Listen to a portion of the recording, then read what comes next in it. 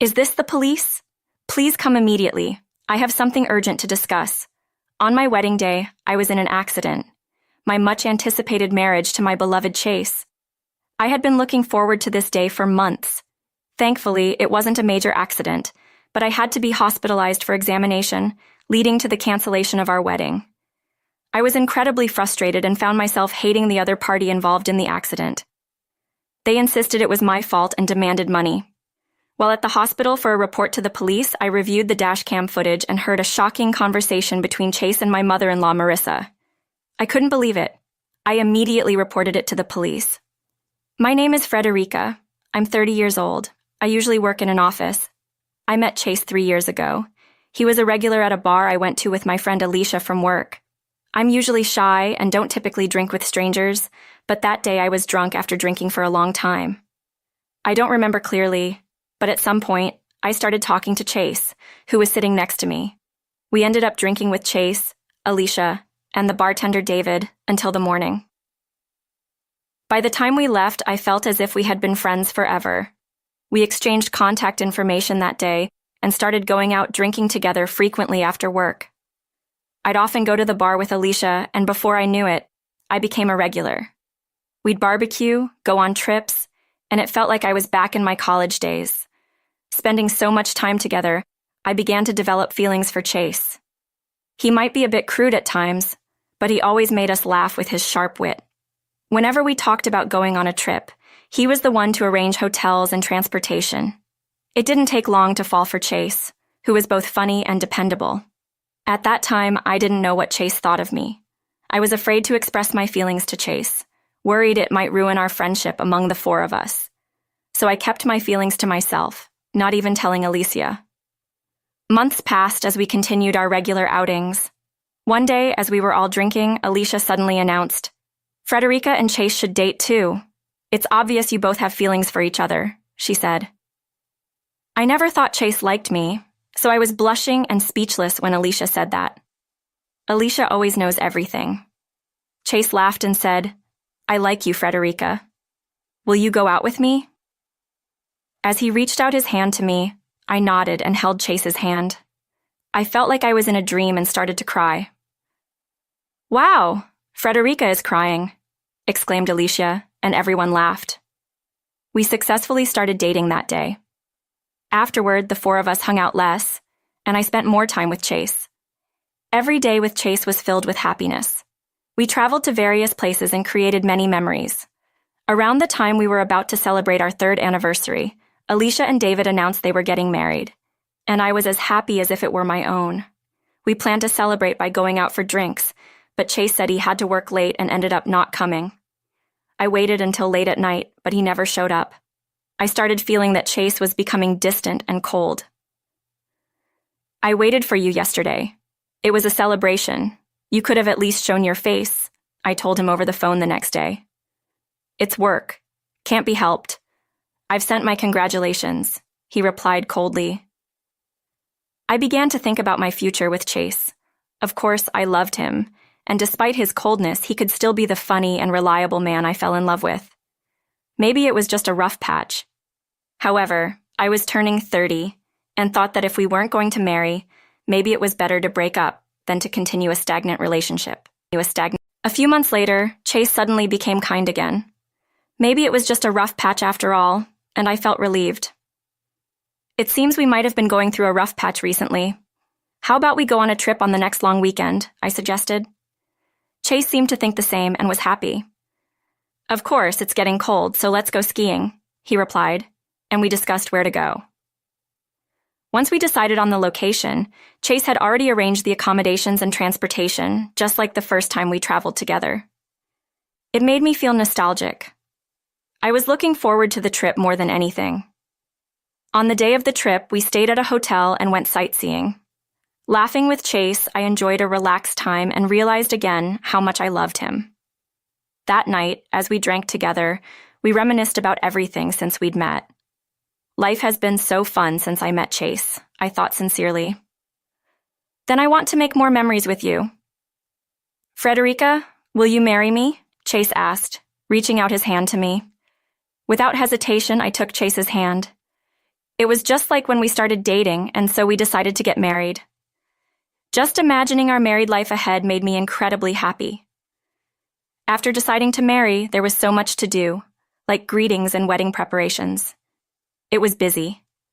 Chase was very cooperative, and we spent nights discussing and deciding various things over drinks. Chase's father had passed away due to illness when Chase was in elementary school. His mother, Marissa, is very much like Chase, talkative and funny. One thing that bothered me a bit was when the three of us talked, she never looked at me. Even when we were making our marriage greetings, Chase and she would get caught up in the conversation, and I would just be laughing beside them. I was a little concerned about her not looking at me, but I tried to think she might be as shy as I am. I hoped we could gradually build a good relationship. I assumed that I would spend the day before the wedding with Chase. After bringing in the luggage and having a brief meeting when we got home in the car. "I'm staying at my parents' house tonight. See you tomorrow," Chase said. "Wait, aren't we supposed to spend today together?" I asked. "No, we'll live together from tomorrow. Today, I have to be filial," he replied. Chase had been cooperative with the wedding preparations, but he had been staying at his parents' house these past few days. Even yesterday, he stayed there, and I had to prepare the luggage alone before picking him up by car for our meeting. We drove to the venue together. Since we had also returned by car, I didn't expect him to go back to his parents again. He ended up taking a taxi to his parents' house that night. It bothered me a little, but from tomorrow we'd be together forever. Once the wedding was over, we had plans for a honeymoon. Filial piety is, of course, important. I decided to be positive and endure just for today. That night, while taking a half-body bath, I looked back at photos of memories with Chase. I was a bit nervous but fell asleep, imagining the guests enjoying themselves. In my dream, I was having the wedding, and on the morning of the wedding day, I was awakened by Chase's phone call, worried I had overslept. I checked the time, but it was still earlier than I had planned to wake up. "What's up so early in the morning?" I asked Frederica. "Sorry, I forgot the shoes I'm supposed to wear today. I thought I brought them over, but they were still in the car. Can you bring them over?" she replied.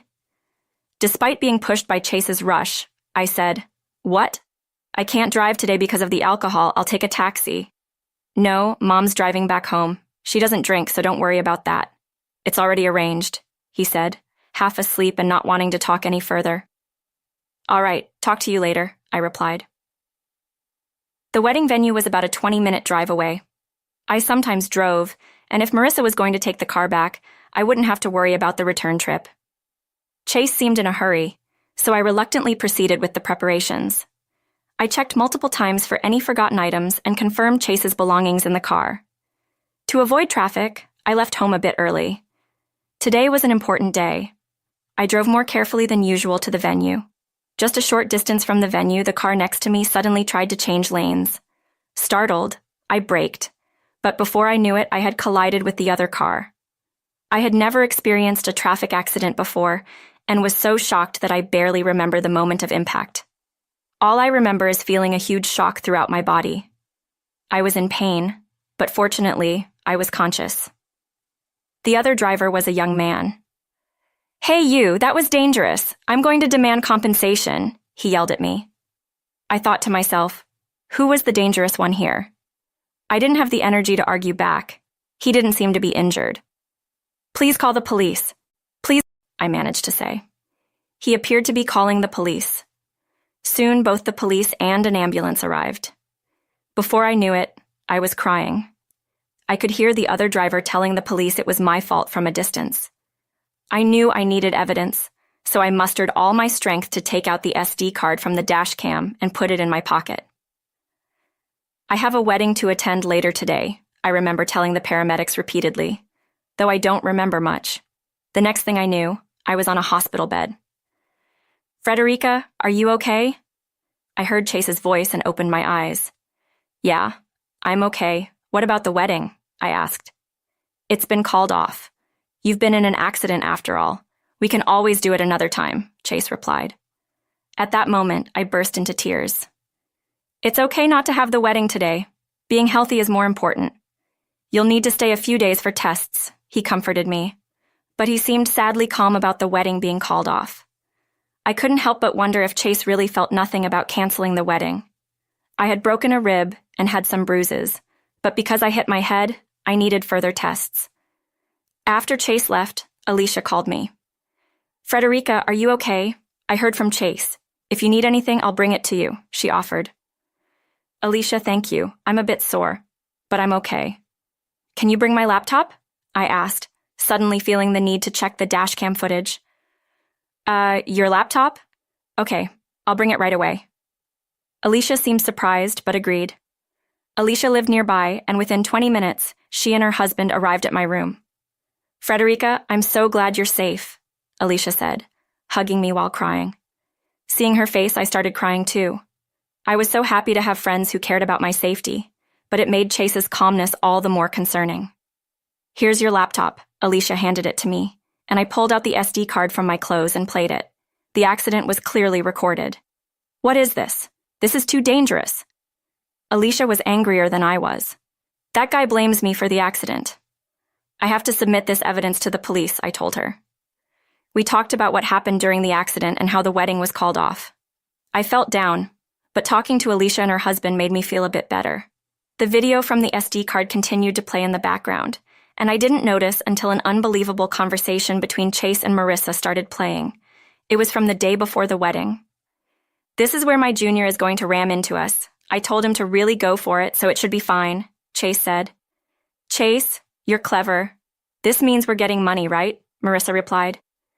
"Yeah, she's got plenty from her parents' inheritance." "Did you check how much?" Chase asked. Despite our cheerful chatting earlier, the mood in the room suddenly turned heavy. "No, I don't want to hear anymore." Alicia panicked and stopped the video. "Was that accident targeted at me?" I was in a state of panic. I couldn't believe it. "Anyway, let's call the police," Alicia said, and I reported it to the police. "Hey, is Chase the type of person to do something like this?" Alicia asked her husband David while waiting for the police. "No, we only met him as a bartender and customer. I don't know anything about his private life," David replied.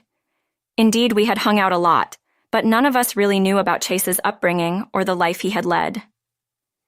Even while dating, Chase was someone who rarely talked about himself.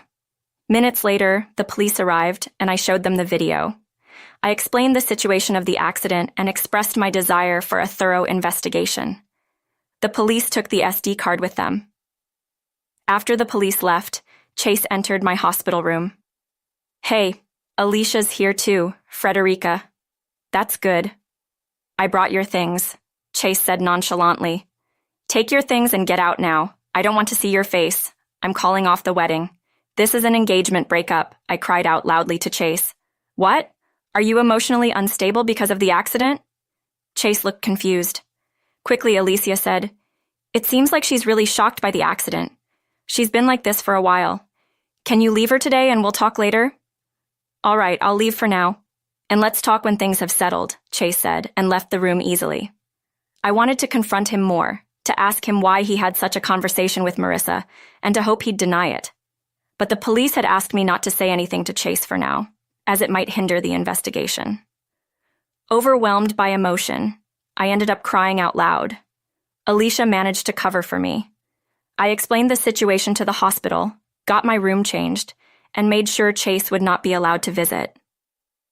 Alicia, concerned about my mental state, came to visit for long hours every day. Though I was deeply shocked, her presence was comforting. On the morning of my discharge day, the police called. Chase, Marissa, and the man involved in the accident had been arrested.